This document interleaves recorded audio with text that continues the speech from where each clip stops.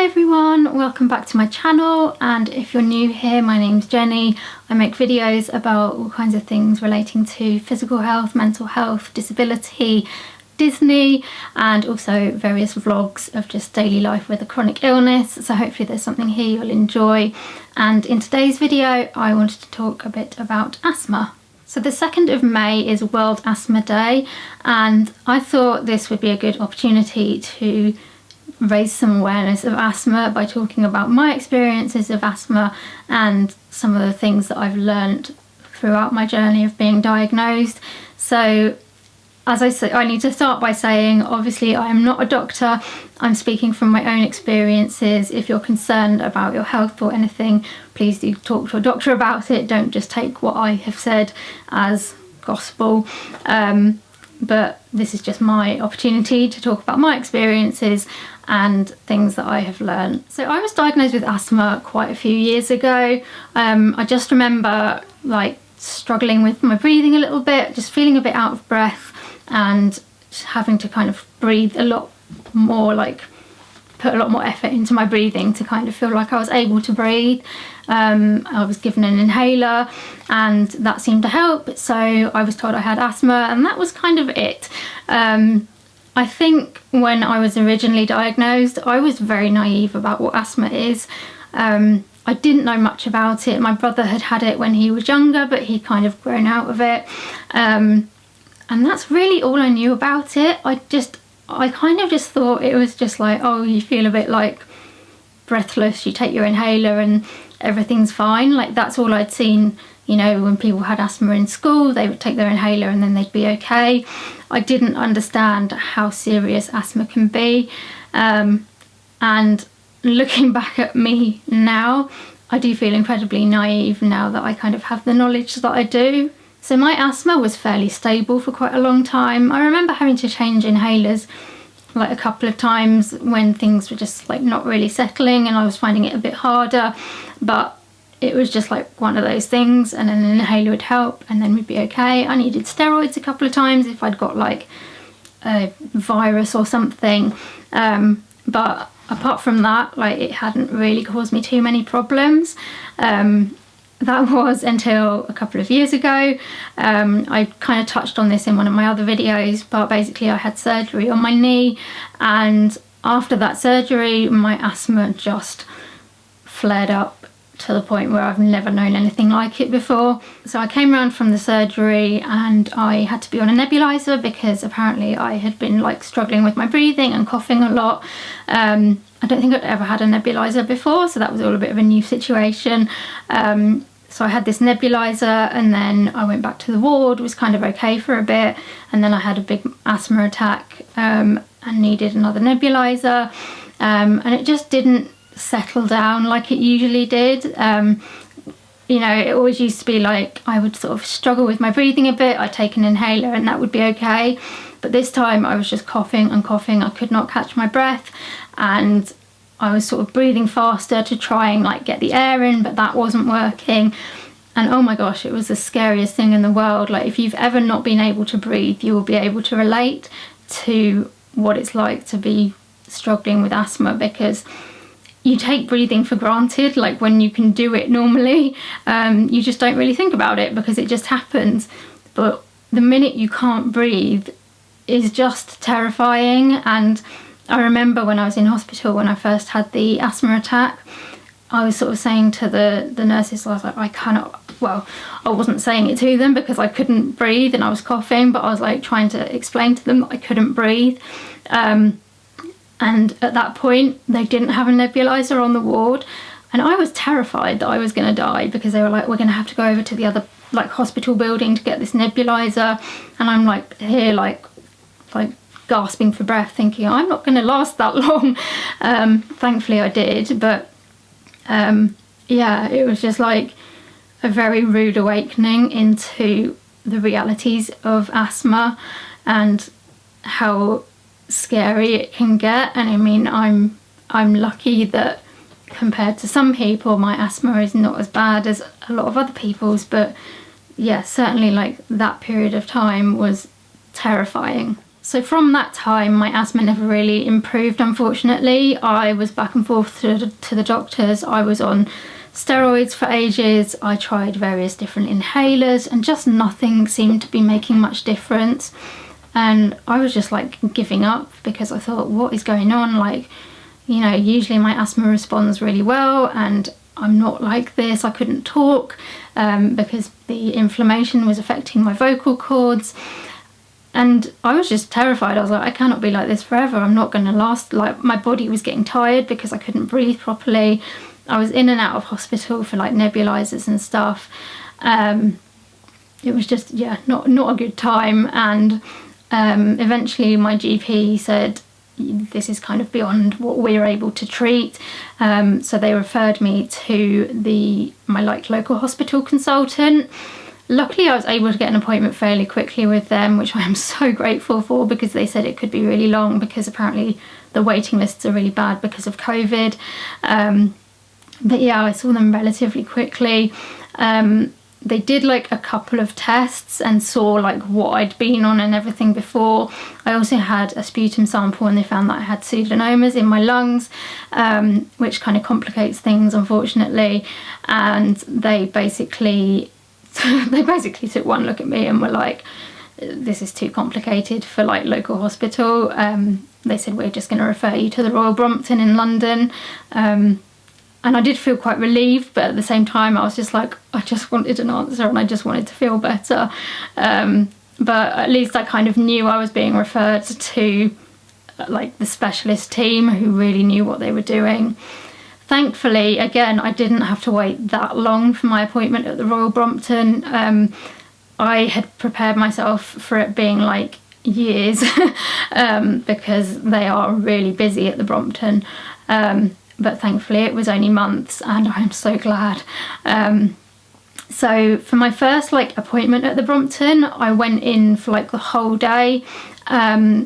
Basically I was referred to I think it's like the difficult asthma service they refer you to when your asthma is not being controlled, because they want to understand more about what your asthma is and what you've had, like what you've tried, what's not working, all sorts of things like that. So I went in for the whole day. I went onto the ward and I just had so many tests. They did like allergy testing. I'd already had a CT scan. They did like these lung function tests, which were really, really difficult. You're having to like blow into like tubes with your nose, like a clip on your nose and everything.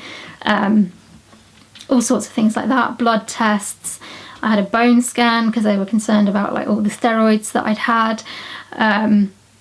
All sorts of things. And then like towards the end of the day, I saw an asthma nurse who came and like talked to me about how I took my inhalers. So she actually wanted to watch me like how I take my inhalers to make sure I was taking them correctly. We discovered then that basically one of my inhalers was really making me cough. And so she said, well, that's not going to be helping you because you're taking the inhaler and then you're just coughing the medicine back out again. So we're going to change that. And she just made sure that I was taking them properly, because apparently that is something that isn't often done and can be the difference between your asthma being controlled and not controlled. I then went in to see the consultant, who was really, really thorough, and he put me on antibiotics for like all the time. I think it's like prophylactic antibiotics basically. Because I kept getting chest infections, my chest just wasn't recovering, and so my asthma was just playing up because it just like my lungs were inflamed all the time and they weren't having a break. So he said we were going to try these antibiotics like every day to see if we could just like get the infections under control. And I think they have been my saving grace since I've been on those antibiotics. Touch wood, I haven't had a chest infection. If I have had something that's sort of started coming on, it doesn't seem to have developed into anything. And I think my lungs have just been able to have a chance to like breathe, as it were. So yeah, that was definitely like a lifesaver. They changed my inhalers. We've since changed an inhaler again because I'm still having to use quite a lot of like high levels of inhaler, and it's only just under control. So yeah, we have changed things about quite a bit, but the Brompton have been fantastic. If you ever get sent to a specialist asthma clinic, grab it with both hands, because they have been so thorough and they are so understanding. They said, we found out that basically my asthma is called, I think it's non-allergic asthma. There's like 2 different types of asthma. It can either be like allergy related or not allergy related, and mine is not allergy related, which does make things a little bit more difficult, because there's not, when you have allergy related asthma and your bloods are showing certain signs, there's access to things like biologics if you fall within the right criteria, whereas with the non-allergic asthma there is less research done into it, so there's not as many treatment options, unfortunately, at the moment, which is blooming typical, isn't it? But we're getting there. I'm so much better than I was, and yeah, I definitely owe that to the Royal Brompton. So through my asthma getting worse, I joined a Facebook group for asthma. I think it belongs to Asthma UK, and it's like a support group on Facebook, which was so like amazing.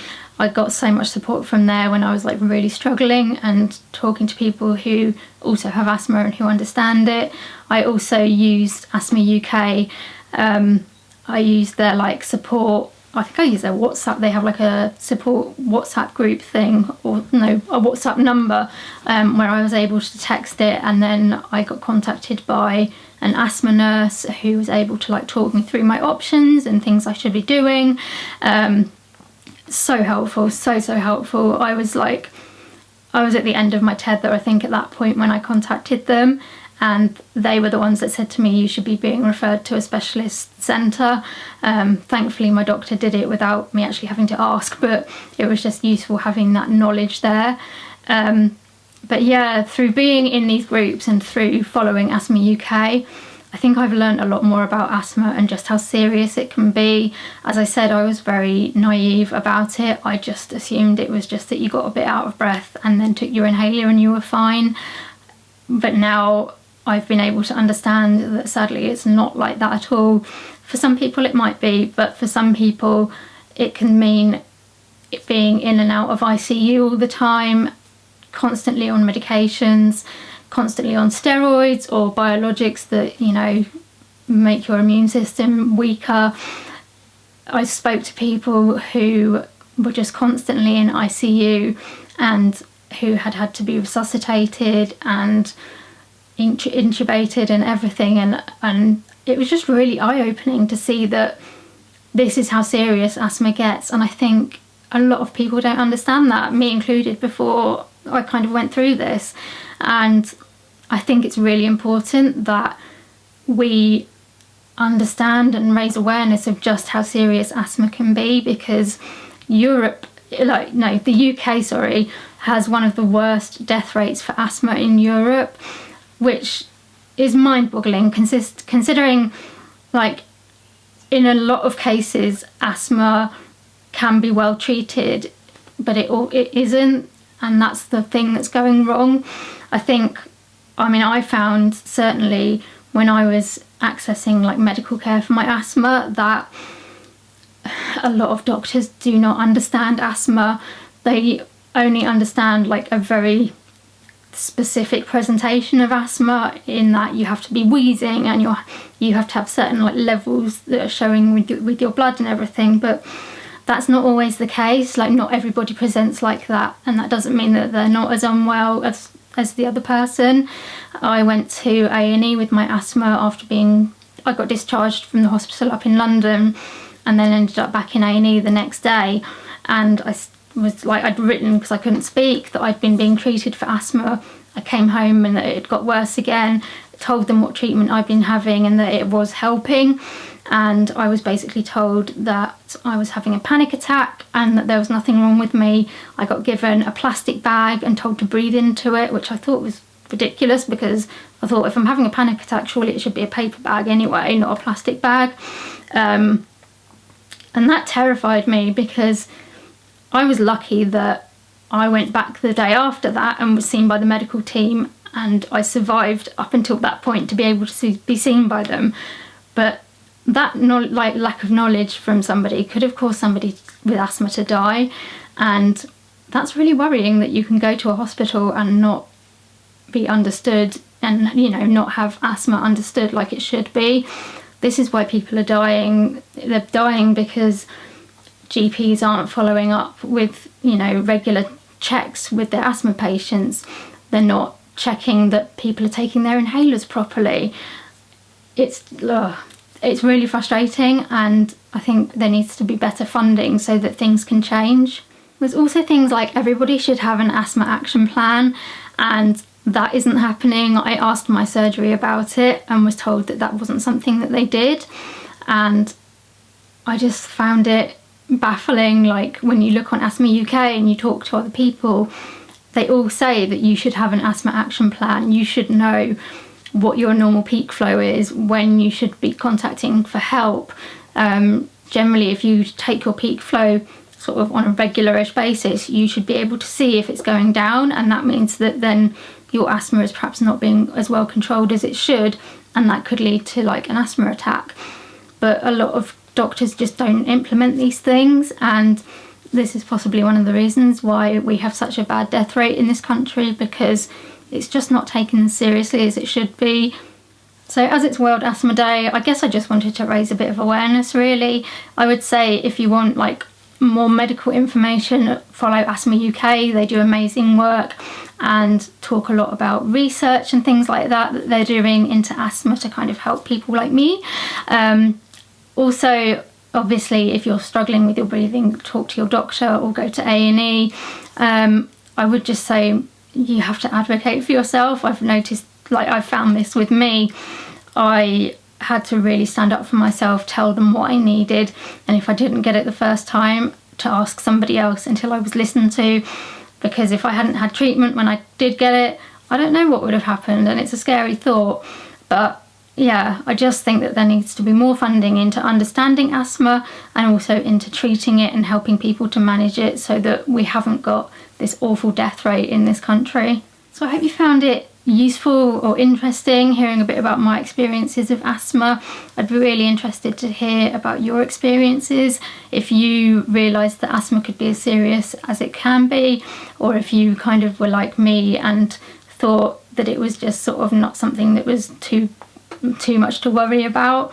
I'd be also interested to know if you have faced kind of difficulties with doctors when you've had your asthma, trying to get treatment or trying to get help when you're having a crisis. Yeah, let me know in the comments below. I'd be really interested to hear.